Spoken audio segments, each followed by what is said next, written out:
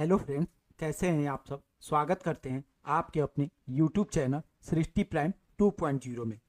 तो फ्रेंड्स, आज की इस वीडियो में हम देखेंगे पारिस्थितिकी तंत्र इकोसिस्टम के बारे में। इन इकोसिस्टम में हम पूरा एक एक टॉपिक के बारे में डिस्कस करेंगे। इकोसिस्टम क्या होता है, पारिस्थितिकी तंत्र क्या होता है, इसका खोज, पारिस्थितिकी तंत्र शब्द का सबसे पहले प्रयोग किसने किया, हर एक टॉपिक के बारे में डिटेल से डिस्कस करेंगे। तो ये वीडियो सभी शिक्षक भर्ती परीक्षा के साथ साथ सभी कॉम्पिटिटिव एग्जाम के लिए भी ये वीडियो बहुत ही महत्वपूर्ण वीडियो है। जैसे UP TET, C TET, super TET, Rajasthan TET, Bihar TET और बिहार में जो होने वाला है बिहार शिक्षक भर्ती परीक्षा, चाहे DSSB, KBS, ये सभी प्रतियोगी परीक्षाओं के लिए बहुत ही महत्वपूर्ण वीडियो है। तो वीडियो को लास्ट तक देखिएगा। चलिए स्टार्ट करते हैं आज का ये वीडियो।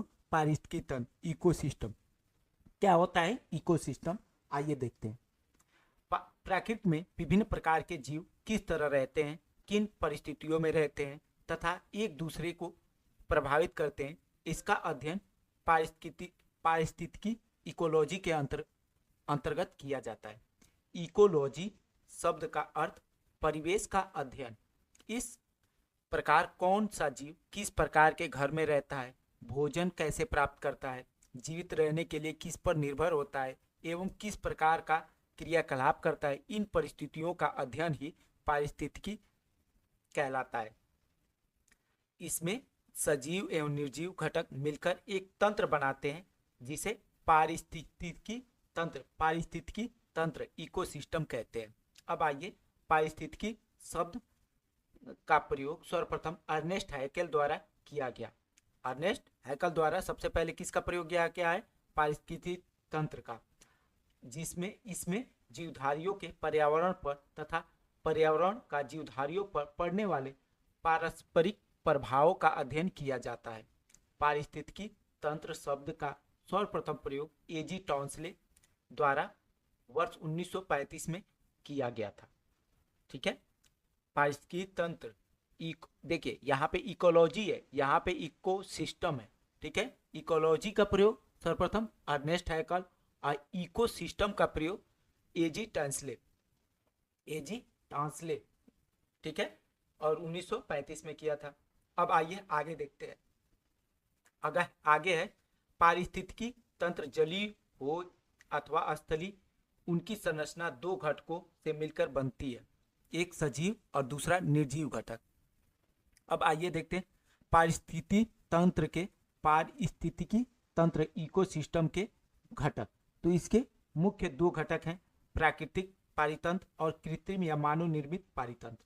प्राकृतिक पारितंत्र क्या होता है, तो प्राकृतिक दशाओं के अंतर्गत बिना किसी बड़े मानव हस्तक्षेप के स्वयं द्वारा संचालित होता है। ये क्या कहलाता है, प्राकृतिक पारिस्थितिकी तंत्र कहलाता है। यथा जंगल, घास का मैदान, नदियां, ये भी दो प्रकार का होता है। ठीक है, अब आइए एक बार देख लेते हैं कृत्रिम या मानव निर्मित परितंत्र। तो क्या होता है, कृषि आधारित तंत्र जैसे पार्क, बगीचा, खेत, भूमि विकास के उत्पादन, कृत्रिम झील, नगर, नहर, तालाब, डैम, ये सब क्या होता है, कृत्रिम होता है। जीवन जरूरतों के उत्पादक, एक्वेरियम, भवन एवं शहर, ये सब क्या हो जाएगा, ये सब कृत्रिम हो जाएगा या मानव निर्मित। प्राकृतिक पारितंत्र दो प्रकार के होते हैं, कौन कौन से, स्थलीय पारितंत्र और जलीय पारितंत्र। स्थलीय पारितंत्र क्या होता है, सिर्फ भूमि पर पाए जाते हैं, यथा वन, घास के मैदान, मरुस्थल, ये सब क्या होते हैं, स्थलीय पारितंत्र। और जलीय पारितंत्र ऐसे पारिस्थितिकी तंत्र जहां आवास का मुख्य आधार जल हो, वो क्या कहलाएगा, जलीय पारितंत्र। इसमें हम स्थलीय पारितंत्र के पहला घटक देख रहे हैं, वन। वन को हम तीन प्रकार से वर्गीकृत किया जा सकता है। वन को तीन प्रकार से वर्गीकृत किया जा सकता है, कौन कौन से, एक उष्णकटिबंधीय वन, शीतोष्णकटिबंधीय वन और बोरियल या उत्तरी शंकुधारी वन। ठीक है, तो आइए एक एक करके देखते हैं। उष्णकटिबंधीय वन, तो उष्णकटिबंधीय वन में क्या होगा, उष्णकटिबंधीय सदाबहार वन, सर्वाधिक जैव विविधता इसी में होता है। उष्णकटिबंधीय सदाबहार वन में ही सर्वाधिक जैव विविधता होती है। ठीक है, और इसमें कौन सी वनस्पतियां पाई जाती हैं, तो वनस्पति है महोगनी, अबुनुस, रोजवुड और आदि वृक्ष, कठोर लकड़ी वाले वृक्ष पाए जाते हैं। जंतु इसमें जगुआर, एनाकोंडा, बाघ, बंदर ये सब पाए जाते हैं। उष्णकटिबंधीय पर्णपाती या मानसूनी वन कौन से होते हैं? तो ये भी दो प्रकार के होते हैं। ये इसके वनस्पति क्या होते हैं? शीशम, सागौन, साल और बांस। जंतु कौन से होते हैं? लोमड़ी, भालू, गिलहरी। लोमड़ी, भालू, गिलहरी ये सब जंतु हैं। और ये भी दो प्रकार के होते हैं, आर्द्र पर्णपाती और शुष्क पर्णपाती। ठीक है, अब आगे देखते हैं शीतोष्ण कटिबंध वन। शीतोष्ण कटिबंध वन के बारे में, तो ये भी तीन प्रकार के होते हैं। शीतोष्ण कटिबंधी तीन प्रकार के। शीतोष्ण कटिबंधी सदाबहार वन, इसमें वनस्पति कौन कौन से पाए जाते हैं? लॉरेंस, मैग्नेलिया, यूकेलिप्टस, ये सब क्या है? वनस्पतियां हैं। जंतु कौन से हैं? काला भालू, रैकून और बियर। ये सब क्या होते हैं? शीतोष्ण कटिबंध सदाबहार वन में पाए जाते हैं। अगला है शीतोष्ण कटिबंध पर्णपाती वन। इसके वनस्पति कैसे होते हैं? चौड़े पत्ते वाले एस, बीच, मैपल और चेस्टनट, ये सब क्या है? इसके वनस्पति हैं। जंतु है गिलहरी, खरगोश, स्टंग, फिजेंट, काला भालू, ये सब क्या है? इसके जंतु हैं। अगला है शीतोष्ण कटिबंध भूमध्य सागरीय वन। ठीक है, तो यह बायोम वाज वन या चैपरेल भी कहलाते हैं। ठीक है, इसमें वनस्पति कैसे पाए जाते हैं? कार्क, जैतून, पाइन, रसदार फले जैसे अंगूर, नींबू, ये सब पाए जाते हैं। इसमें जंतु कैसे होते हैं? रंग बिरंगी चिड़िया, तेंदुआ, मकाक, बंदर, भालू, आइबेक्स, ये सब जंतुएं पाई जाती हैं। अगला है बेरियल या उत्तरी शंकुधारी वन। इसको टेंगा वन भी कहा जाता है। क्या कहा जाता है? टेंगा वन। इसमें वनस्पति कैसे पाए जाते हैं? चीड़, देवदार, फर, स्प्रूस आदि वृक्ष मुलायम लकड़ी वाले पाए जाते हैं। जंतु काला भालू, लाल गिलहरी, वुडवीवन, विसन और कैरिबू। ठीक है, कैरिबू, ये सब क्या है? जंतुएं पाई जाती हैं। आगे घास के मैदान या वृक्ष हित शाकीय पौधे। ठीक है, तो ये कहाँ पाए जाते हैं? ये भी घास का मैदान भी दो प्रकार का होता है, एक उष्ण कटिबंधी घास का मैदान और दूसरा शीतोष्ण कटिबंधी घास का मैदान। इसकी विशेषता क्या होती है? उष्ण कटिबंधी घास का मैदान की विशेषता होती है छोटे एवं विस्तीर्ण घास का मैदान होता है। इसमें जंतु कौन कौन से पाए जाते हैं? हाथी, जिराफ, जेबरा, ये सब जंतुएं पाई जाती हैं। और इसका स्थान कहाँ है? कोलंबिया एवं वेनेजुएला, लानोज, ये में पाए जाते हैं। और ब्राजील, कैंपोस, मध्य एवं पूर्वी अफ्रीका तथा मध्य अमेरिका के सवाना, ये सब क्या है? उष्ण कटिबंधी घास के मैदान के स्थान है। और शीतोष्ण कटिबंधी घास के मैदान की विशेषता क्या होती है? विश्व में प्रमुख अन्न भंडार व दूध उत्पादन का स्थल है। और यहाँ पे जंतु कौन कौन से पाए जाते हैं? सियार, लोमड़ी, खरगोश, कंगारू, ये सब क्या होते हैं? यहाँ पे जंतु पाए जाते हैं। स्थान कहाँ है? तो दक्षिण अफ्रीका वेल्ड है। आगे है ऑस्ट्रेलिया का डाउन्स, उत्तरी अमेरिका के पियरी, हंगरी का पुस्तनाज, अगला है अर्जेंटीना और पंपास, उरुग्वे और न्यूजीलैंड का कैंटरबरी, यूराल क्षेत्र का स्टेपी, ये सब क्या है? उत्तरी शीतोष्ण कटिबंधी घास के मैदान के ये स्थान है, ये जहाँ जहाँ पाए जाते हैं। अगला है मरुस्थल। मरुस्थल क्या कहलाता है? ऐसे क्षेत्र या ऐसे भूमि जो चारों ओर रेतीली मिट्टी से घिरी हुई हो, जहाँ वनस्पति का अभाव हो और वर्षा अत्यंत कम हो, ऐसे क्षेत्र मरुस्थलीय क्षेत्र माने जाते हैं। ठीक है, मरुस्थल गर्म, ये भी दो प्रकार के होते हैं, एक गर्म मरुस्थल, एक शीत मरुस्थल। गर्म मरुस्थल में कौन कौन से हो जाएंगे? सहारा, अरब, थार, कालाहारी, सोनोरन मरुस्थल आदि, ये सब क्या हो जाएंगे? गर्म मरुस्थल। इसमें वनस्पतियां कैसे पाई जाती हैं? तो कैक्टी, एरिसिया, एलोवेरा, घास एवं झाड़ियां। जंतु बिच्छू, सांप, छिपकली, जंगली गधा, ऊंट, ये सब क्या है? गर्म मरुस्थल में पाए जाते हैं। शीत मरुस्थल क्या हो जाएगा? गोबी, ग्रेट बेसिन, तकला, मकान, ये सब क्या है? शीत मरुस्थल के हैं। और वनस्पतियां कौन सी हो जी? घास, मांस, कैमल्स, थ्रोन आदि, ये सब क्या है? शीत मरुस्थल के वनस्पतियां हैं। जंतु कैसे हैं?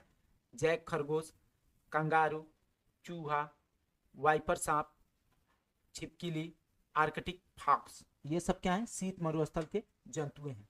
अब आइए आगे देखते हैं पारिस्थितिकीय जलीय तंत्र। जलीय पारिस्थितिकीय तंत्र, जलीय पारिस्थितिकीय तंत्र ऐसे पारिस्थितिकीय तंत्र जहां आवास का मुख्य आधार जल हो। तो ये भी 3 प्रकार के होते हैं, एक स्वच्छ जल, या अलवणीय जल, लवण या सागरीय पारितंत्र और संक्रमण कालीन परितंत्र। ठीक है, तो एक एक करके चलिए देखते हैं। स्वच्छ जल या अलवणीय जल में लवण की मात्रा बहुत कम या कभी एवं कभी भी 0.5 पीपीटी से अधिक नहीं होती है। स्थिर या रुका हुआ जल होता है, जैसे तालाब या झील। बहता हुआ जल में क्या हो जाएगा, झरने और नदी आ जाएंगे। ठीक है, लवण या सागरीय पारितंत्र में क्या आ जाएगा, इसमें इसका जल कैसा होता है, 35 पीपीटी तथा उससे अधिक लवणता होती है।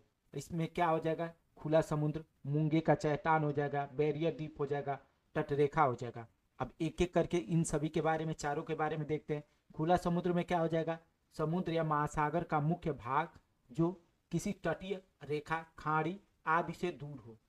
पहला हो जाएगा प्लैंकटन समुदाय। इसमें फाइटोप्लैंकटन, स्वपोषी शैवाल और फ्लैजेलेट्स हो जाएंगे। जू प्लैंकटन परपोषी, इसमें क्या हो जाएगा, यथा क्रील हो जाएगा, कोपाड हो जाएगा, जेलीफिश हो जाएगा, ये सब क्या है। और अगला है नेक्टेन समुदाय। इसमें क्या होंगे, बड़े आकार वाले जीव आ जाएंगे, जैसे प्रमुख जंतु क्या होता है, मछली, हेरिंग, स्क्वाड्स, कार्ड, और अन्य जंतु सील, डॉल्फिन, सी कार्ड, वेल, ये सब आ जाएंगे। और बेथिक समुदाय सागर तल के समीप पाए जाते हैं। पादप हो जाएंगे सी विट्स और जोरेस्ट्रा जोस्टेरा। जंतु हो जाएंगे आयास्टर, स्टारफिश, शार्क, ऑक्टोपस। मूंगा चट्टान में क्या हो जाएगा, प्रवाल एक प्रकार का जंतु है जो जूरेथेले नामक एक कोशिकीय शैवाल के साथ सजीविता में रहते हैं। इसमें जुजैथेले भोजन तथा कोरल आवास प्रदान करते हैं। यह प्रायः गर्म और स्वच्छ समुद्री जल में पाए जाते हैं। प्रवाल में जैव विविधता और पारिस्थितिक तंत्र उत्पादन अत्यधिक होने के कारण इन्हें समुद्र का वर्षा वन भी कहते हैं।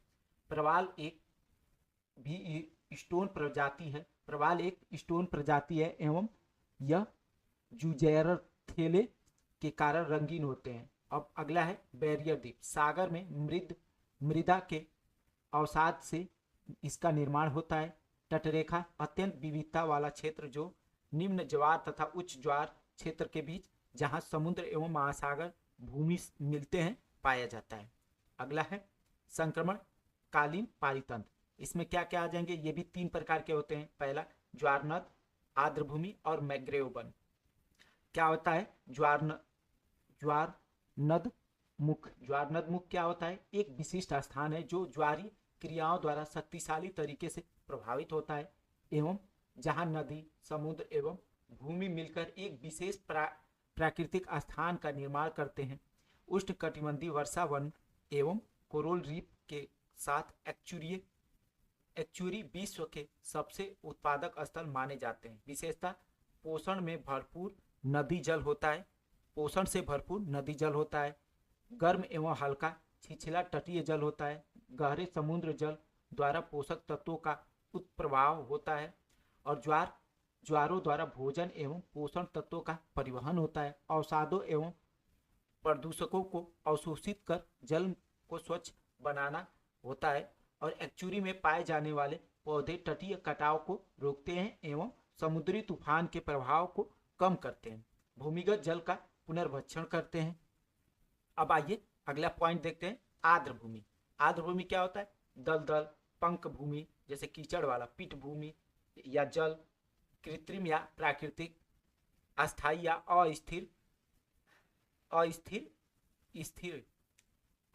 अस्थायी, स्थिर तथा गतिमान जल तथा ताजा, खारा एवं लवण युक्त जल क्षेत्र को आर्द्र भूमि कहते हैं। ठीक है, समुद्री तटीय आर्द्र भूमि, खाड़ी हो जाएगा, जल डमरू मध्य हो जाएगा, कोरल रीफ हो जाएगा, एक्चुरी हो जाएगा, लैंगून हो जाएगा, मैंग्रोव हो जाएगा। यह सब क्या है, तटीय आर्द्र भूमि है। और अंतःस्थलीय आर्द्रभूमि झील, तालाब, अनूपकच्छ, डेल्टा, क्रीक, स्वच्छ जल के झरने, ये सब क्या हो जाएंगे? अंतःस्थलीय आर्द्रभूमि हो जाएंगे। भारत की आर्द्रभूमियां कौन कौन से भारत के आर्द्रभूमि हैं?